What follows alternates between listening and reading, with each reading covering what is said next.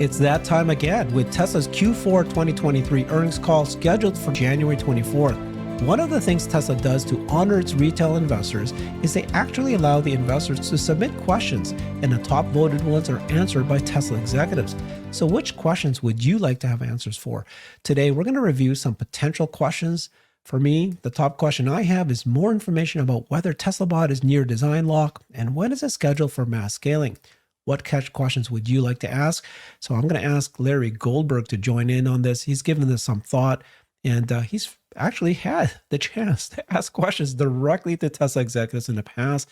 They've answered you. You've had that communication back and forth. Let's get started with this. So Larry, welcome to the show. Thanks, Herbert. Great to be here. So this is something that happens once every quarter. Whenever they do their earnings call, they open up this platform called Say Technologies, and it allows any retail investor to come in and then plug in a question. And then if the question is voted up by other retail investors, and it's based on how many shares that you own, and then the total number of shares owned, that's the top 10. They typically answer the top 10. So they're now accepting questions for the Q4 2023 earnings Q&A. And it's next 2024. So here's some questions. I'll just go through one of them from Joseph, and then I want to hear yours. He's asking, what are the most exciting advancements Tesla has made in self-driving technology recently? And I just wish that question was a little bit more precise. Yeah. How has Tesla's solar business been performing, and what are its future prospects? I'm not personally interested in that. What is the current and projected run rate of 4680 battery in 2024? You're going to have a lot to say about that, I know. Cybertruck is becoming a cultural phenomenon. Any plan to expand a cyber series of products? XAI, Grok, and Optimus seem to be a perfect match for each other. Will there be collaboration between the two? Okay, that's his questions. You either want to jump on any of these or ask your own. Well, top of mind for me is 4680 batteries. What is the ramp looking like? Drew did give us to understand in the last meeting that the ramp was going well. He said they were expanding from 1 to 4 lines, that they were moving, one line to, they were clearing out the line in Fremont to run the next generation, the third generation, to test and experiment with the third generation. So from my perspective, the real issue is just the state of the 4680 ramp, and it would be great if we could get Drew to elaborate on where they are and where they intend to be. Another top of mind question is, where are they with the Reno expansion? But general expansion, so the Reno expansion and the factory in Mexico, those are two key developments, and really that plays into my second main question, which is next gen. What is the schedule now with next gen? When do they see some sort of product introduction, and when do they see ramping production? So is this a 2024?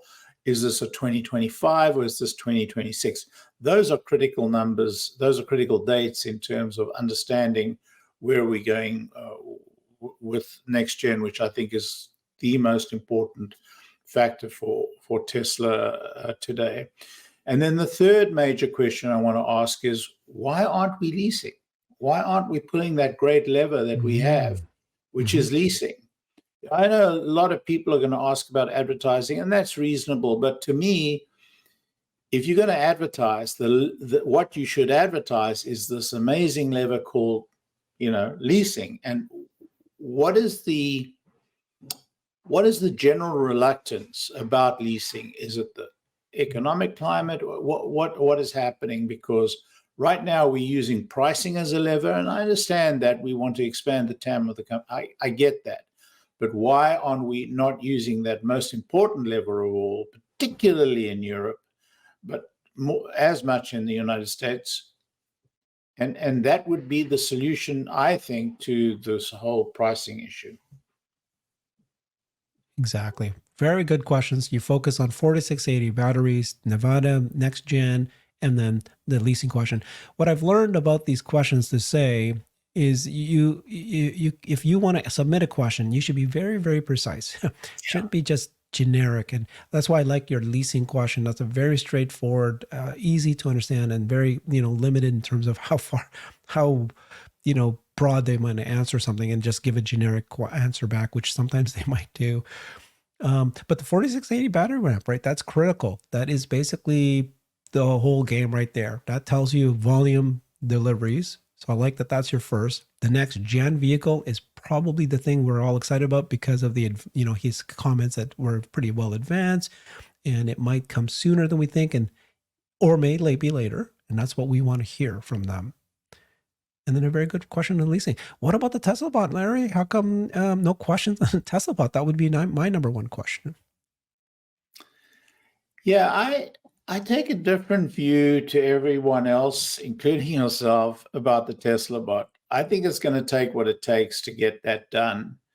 I think we're early in the cycle. Everybody thinks we're late in the cycle. I think we're early in the cycle. I think we're a year away from any kind of deployment at scale.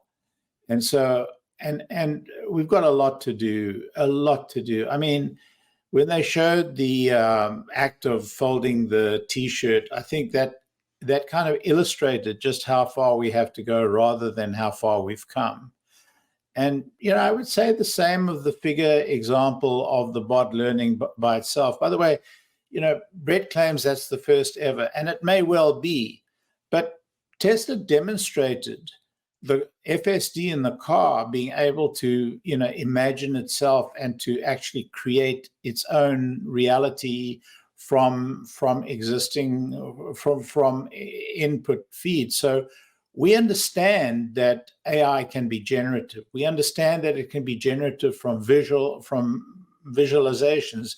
And what Figure showed us was an excellent example and a brilliant example of what generative AI can do for the bot.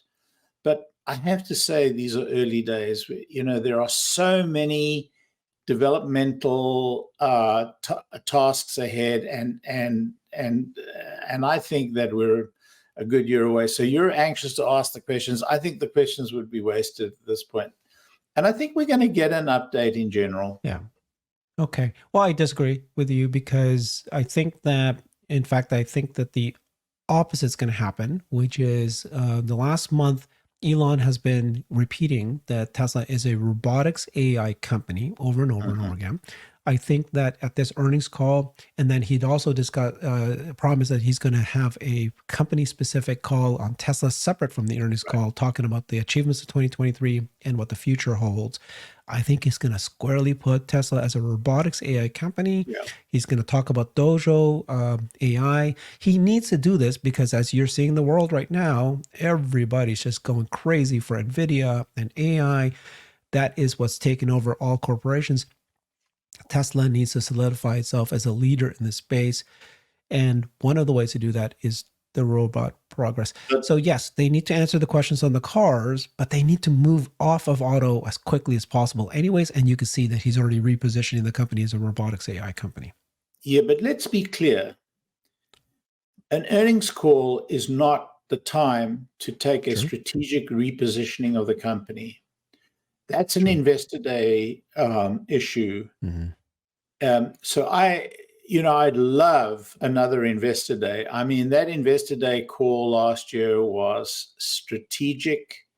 It was brilliantly thought out. The problem with these calls is that people immediately, and I won't point fingers here, but people immediately think it's all happening tomorrow. It's very hard for people to put that into a strategic context. And so we tend to do that. We tend to say, oh, they're going to produce a bot. Oh, let's already start building, an income statement.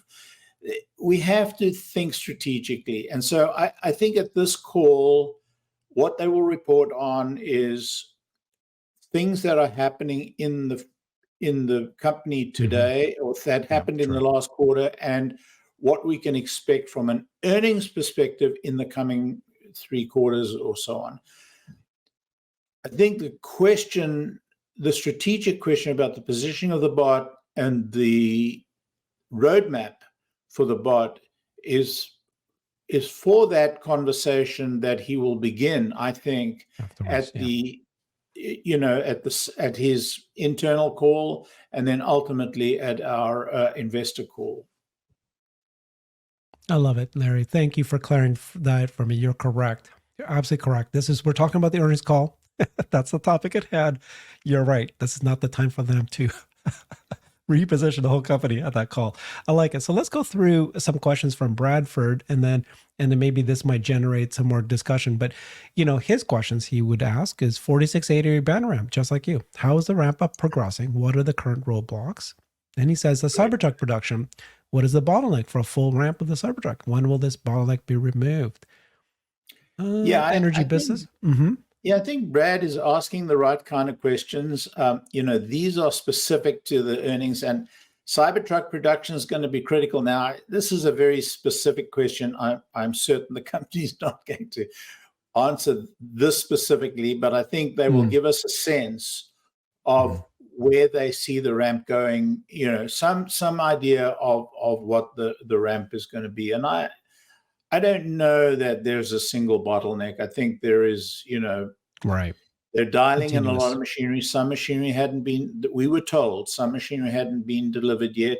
They're dialing in the machinery. So I think they're going to give us general answers to that question. And there are going to be several questions in that vein. And I think it's the right question to ask. Whether it'll be asked already or whether it'll be asked in the say questions, I don't know. Gotcha. Good. Okay. And then he goes, energy business. Megapack 3 Lathrop is still producing much below stated capacity. What's the bottleneck? When will that be removed? Yeah, that's a little tricky question, isn't it? That he's trying to imply that they're producing below capacity. How do we know that? And where does he get that information from? That's a tricky question. Yeah, I think it might be, I don't know. It might be a little bit of his own forecast. It's very presumptuous. I don't like yours, like earlier. Yeah. I don't know. Okay. FSD version 12 progress. What are the biggest challenges? I think we're all very interested in this. I like that. I don't know if I'd have asked the biggest challenges, but yeah, there needs to be a very specific question on FSD version 12. I think, when do they think it's going to be rolled out? And then, questions like, when will it be rolled? When they roll it out in China and Europe, will it be version 12? Is version 12, much better? How long will it take version 12 to reach 10 times safer than a human? Those are the questions I would ask. Yeah. Are there any big problems of being able to efficiently train Optimus? So he's focusing specifically on the training of Optimus. Don't know if they know the answer to that. I mean, you need to throw in a lot of videos, a lot of thousands of robots, and then you'll figure out whether or not there's roadblocks for training. But yeah, that's a good question. Anything with a bot. He talks about the Semi. When do they expect to have an automated manufacturing line built and significant deliveries to begin? I thought they'd already announced that. Didn't they already say that 2024 is going to be mass scaling of the Semi? I think that turns on the Reno developments. I think really it depends upon three things: the 4680 battery supply, the Reno factory being built out, and the how they're going to stage these roadmaps. So yeah, all of the above. Okay. It's a good question. Then he does ask the question about the next gen platform, like you were. What can we expect in terms of timeline, features, and impact on existing models? I think that's after the 4680 batteries, that's kind of the most important strategic question to ask from the car business perspective. I agree with you. Even more so than the Cybertruck, or even more so than the energy biz question. I agree. Yeah, we need to know more about the next gen platform. Growth strategy. How is the experimentation with targeted advertising going? What return on investment are they seeing specifically? So he's going to ask the advertising question. Right. Okay, so that's the list that we have. Any final things? Like, what do you think that you're excited about this particular Q4 2023? And then the earnings call, do you expect Elon to be there? Because, now that he announced that he's going to actually have a separate, event to talk about past and future, maybe he won't show up. Except some people, like Alexander was saying, just remember that the CFO is kind of a new replacement. I was going to make the very same observation. It may be too new. I mean, he experimented with stepping out one meeting, and I must say that meeting went extremely well when he wasn't there, because they resorted to a true earnings type format. So it seems that, that I doubt he will not turn up. I just hope he turns up in good form rather than, combative. Or gloomy Elon. Yeah. Yeah. What's your bets that he's going to make a discussion about the macro environment? I hope not. I hope not. I actually am aligned with him in concerns about the macro environment, although it seems that the economy is moderating at a moderate speed. So it's possible, that he wouldn't. But, he feels somewhat defensive given the number of attacks on him, and it's very hard to blame him. The analyst community is not that friendly. There are some particularly good analysts out there that are particularly excited about Tesla, but in general, it's not a good, it's not a good relationship. And so hopefully he comes in a good light mood, but we'll see. We'll see. One thing that Jeff Lutz has been saying is, he has, of course, warned about a potential recession and want to make sure that we don't want to put pedal to the metal yet for Giga Mexico. But if you look at the actions that Tesla's been doing in the last 2 months, it is anything but being conservative. They just approved a large data center investment. They've got movement happening in Giga Mexico. They got the announcement of Giga Shanghai Megapack factory moving forward. There's hiring all over the place for the robot. There's building out of supercomputers. If you just keep following all the activities they're doing, they're not slowing down, and they look like, if anything, speeding up. So hopefully he turns around.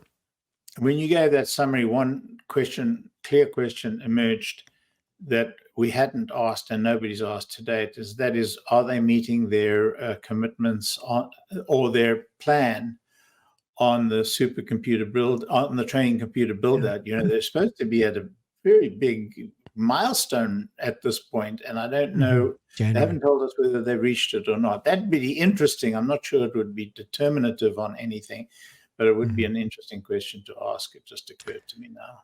Okay. Thank you so much, Larry. Follow him on X, Tesla Larry. Appreciate you so much. That was good. Thank you. We'll see. We're going to be seeing this Wednesday already, so it's less than 6 days from now. Thank you so much, Larry. I've created a website that is the most comprehensive resource for the Tesla investor. Please check it out. Simply go to my website at herbertong.com.